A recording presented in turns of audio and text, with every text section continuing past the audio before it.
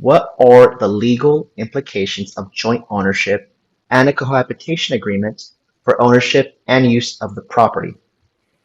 So a joint ownership agreement or a cohabitation agreement, those are uh, unique to each individual in that they are a contract between individuals regarding how they own, how they are invested in, and how they maintain, and most importantly, how they exit their own real estate that they have purchased. The difference between a joint ownership agreement versus a cohabitation agreement usually devolves to a joint ownership agreement being between owners that are not in a relationship versus a cohabitation agreement, which is people that are in a relationship of some sort that are not either married currently, or maybe they're an older couple that has been through a marriage and doesn't intend to get married in the future.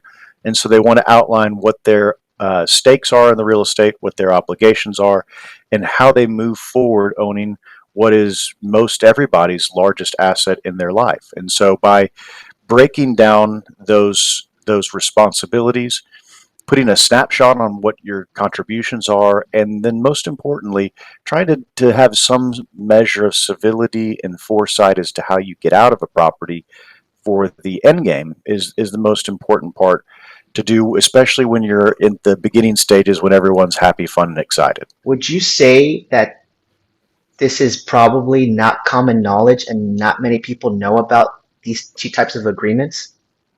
Absolutely not. I speak with a lot of realtors, and I give out a lot of advice to realtors, and sometimes they'll always say, "Oh, what do I owe you? What do I need?" And I said, "Look, here's what I tell you.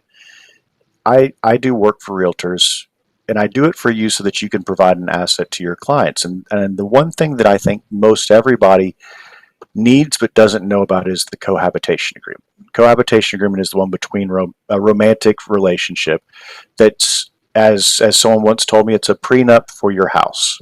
And Oh, being able as a realtor or as a home buyer to be able to have that conversation when you're going to sign on to a promissory note for a $500,000 or so, um, the fact that I have had so many people on the back end not having these agreements in place shows that most people don't know about it.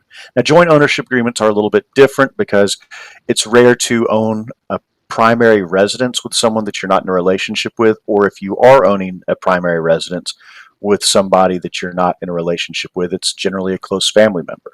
And so there's less of that panic to get something in writing between mom and dad and their child versus between a boyfriend or girlfriend and their partner.